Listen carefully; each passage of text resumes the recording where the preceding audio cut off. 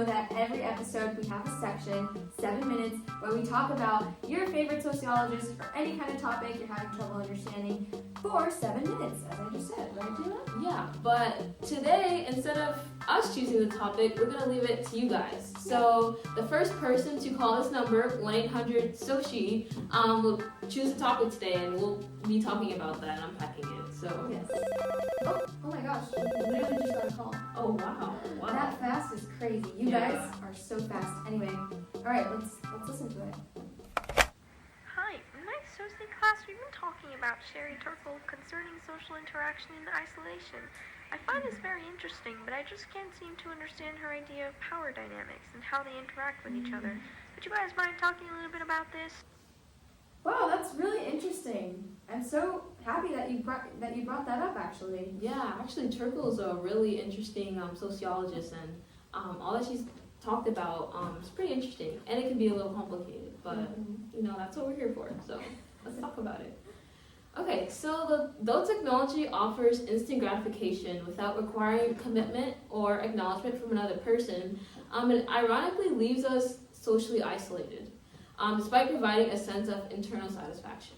The line between technology and humanity is becoming increasingly blurry, and yet connection can be forged with robots and other forms of technology. Exactly, and as long as these tools meet our needs, the connection persists. But while these relationships may bring satisfaction or fulfillment, they also open the door to the paradox of being more connected than ever, and yet more isolated than ever, and that's the catch. Yeah, one of the unique aspects of being human is our ability to make complex choices. Turkle shares stories of people interacting with robots and finding those relationships gratifying. For example, Miriam, a woman with a robotic pet, feels fulfilled by the relationship because the robot meets her emotional needs without requiring actual care. Right, exactly. And that dynamic removes moral or ethical implications because Miriam doesn't really feel the same level of responsibility as she would with a living thing because the pet is just a machine. This leads to a deeper issue though, because robots satisfy people because they meet specific needs. Humans are wired to form relationships, but the issue is that robots, they lack an ego, which is what essentially alleviates the symptom of frustration that we have and face in human relationships. Exactly. Think about romantic relationships. Frustrations are inevitable. For example, waiting to talk to your spouse after they get off work takes patience and compromise. You endure it because on the other side, there's an ego, another person with their own thoughts, feelings, and needs. Yeah, and with robots, that dynamic is entirely different. I mean, they lack empathy, and their egoless nature means that they're always responsive to us on our terms. That might sound ideal, right? But it feeds into our narcissistic tendencies. Everyone wants things to revolve around them, and robots make that possible without the challenges in dealing with another person's emotions. And that's where Turkle's perspective is so interesting. She says that robots represent both a dream and a symptom. They're a dream because they provide connection and satisfaction without the messiness of human relationships. But they're also a symptom of our frustration, a way to avoid the emotional labor that comes with compromise that we see in human relationships. And the problem, Turkle argues, is that relying on robots locks us into isolation. Relationships are about enduring frustrations and growing through them, but turning to robots could lead us to expect more from technology and less from the people around us, which ultimately weakens our human connections.